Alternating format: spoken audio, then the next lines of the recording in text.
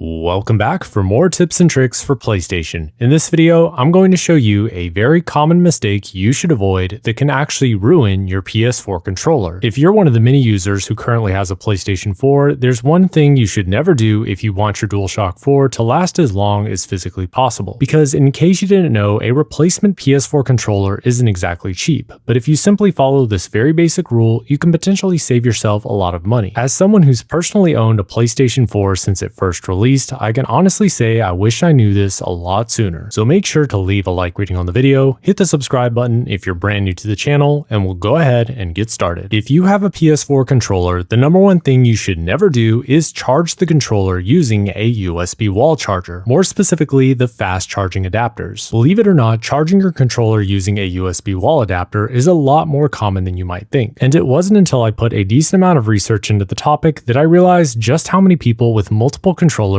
will often resort to alternative methods to charge them, one of the more convenient methods being the smartphone USB wall adapter. Unfortunately, many users don't know that doing this can significantly reduce the overall lifespan of the battery pack, and in some cases, it can actually fry the controller, making it almost useless. The exact reason why this happens isn't fully confirmed, but the general understanding is that the battery pack inside the DualShock 4 is incompatible with adaptive charging and very sensitive to high voltage, meaning that connecting your controller to anything above the standard 5 volts could negatively impact the controller long term. The first signs of this happening are the controller's light bar no longer working, wireless functionality becomes unusable, and the controller will need to be plugged in at all times in order to work. If you insist on using a wall adapter to charge your PS4 controller, you should mitigate the risks by using one that is not labeled as a fast charger. I recommend you always check the volts on the adapter just in case to make sure you won't cause any damage. For example, this charger from Sony lists 5 volts as the standard output, whereas this adaptive charger from Samsung lists both 5 and 9 volts. If you're going to charge your controller using a USB wall adapter, then you want the standard voltage to list 5 volts only. Simply following this very basic rule could potentially save you from ruining a perfectly good PlayStation 4 controller. If you guys enjoyed this video and found it useful or at least interesting, make sure to leave a like rating, comment below to let me know what you think, and as always, don't forget to subscribe and ring the bell for post notifications.